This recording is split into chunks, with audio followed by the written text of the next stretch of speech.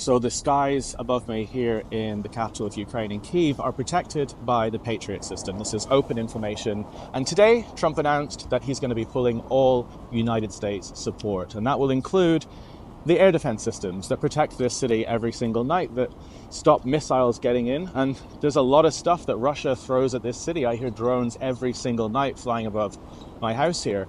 And of course, that makes things really difficult for Ukraine.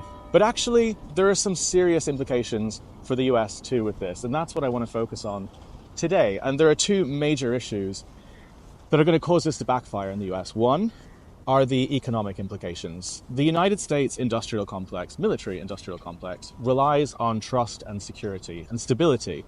And what Trump has just done blows that trust entirely. If you have weapons contracts across the entire planet, like the US does, and suddenly, because of pettiness, the president of your country decides that they're going to pull the plug and no longer allow those systems to work or no longer supply this stuff for those systems, then it's going to raise a lot of eyebrows and people are going to stop buying contracts from you. They're going to start buying contracts from someone else. And that has already started happening. I know a lot of people in the city here who work in US defense, who are defense contractors, right? And they've told me that they might not have a job to go back to if things continue like this. They're all absolutely terrified because not just Ukraine, obviously Ukraine isn't going to be working and taking these contracts anymore because the US are pulling them, but a lot of other countries that are buying these contracts are having serious conversations right now, and serious conversations about never working with the US again, as they should be.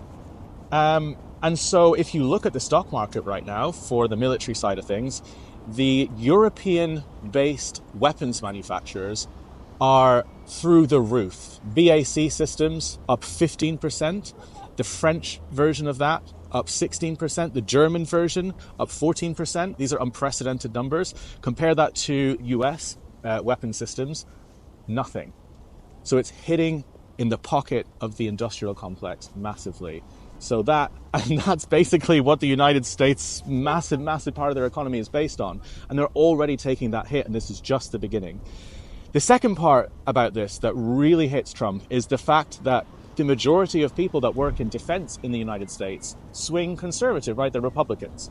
And that's just how it's always been in the US. You know, if you're active military personnel, if you're a veteran, if you work in defense, you're a conservative. You know, it's all about defending the United States, defending its borders. That's what comes with being part of that industry. The majority of those people who voted for Trump will be regretting that hugely, not just because it's highly embarrassing for the United States and what they do, but because it's going to hit them in the pockets immediately. So Trump's plan, author of Art of the Deal, seems to be backfiring pretty quickly and pretty dramatically. But there's another part to this that's actually quite inspiring, and hope is not lost. I know I started at the beginning of this video saying, you know, this is terrifying for Ukraine, and of course it is. But there could be $1 trillion renaissance period for Europe right now in terms of absolutely overhauling its entire weapons system and strategy, in terms of its investment, its structure. Right now, again, if you look at the companies that deliver and create weapons in Europe, they're going to start seeing a gigantic boom in investment, not just from Ukraine, but across the planet. Because people are now, instead of looking at the US, they're looking at Europe. And this could be the period that Europe actually starts taking defense seriously, because for far too long, this continent has relied on the United States to protect it. And that period might end, and maybe should end, because just a 6-hour drive in this direction are the Russians, and the Russians are spending 47% of their public spending on war against Europe. The rest of Europe, no country surpasses 10% of its GDP. Britain is 1-2% and declining, and that needs to change. Not because of any warmongering reason, but because there is an enemy hostile state that has been at war with all of us in the West for decades, shooting out planes over our skies, poisoning our airwaves with misinformation, doing sabotage, Salisbury, countless espionage attacks. Maybe this is the moment when the US pulls out that Europe finally wakes up and says, you know what?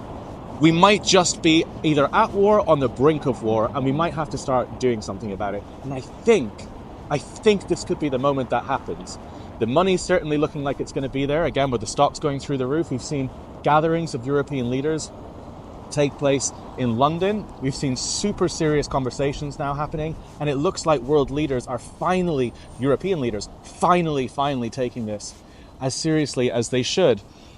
And maybe that's how Ukraine will plow through this. You know, if you look at the beginnings of this is when Elon Musk started threatening to turn off Starlink. I mean, he did that to heroically save the Black Sea Fleet back in 2022. I don't know if you remember this, but the Ukrainians had figured out a fantastic plan to send sea drones, which were using Starlink, to destroy a huge portion of the Black Sea Fleet.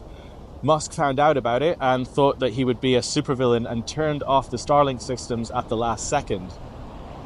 Incredibly worrying. But then he sort of backpedaled, put them back on again.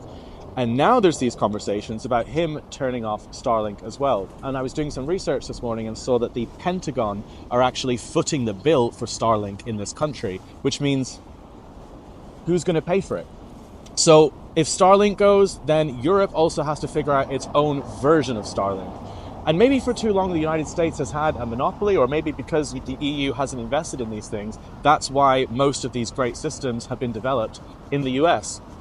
But maybe that period will come to an end. I've heard whispers and conversations from friends and weapons contractors, different industries here, who say that there are similar systems to Starlink being developed right now in Europe.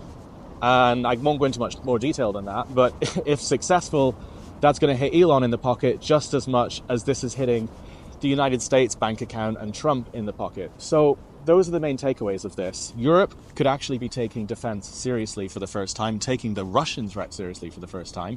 Trump has just decimated his voter base in terms of anyone in active military personnel.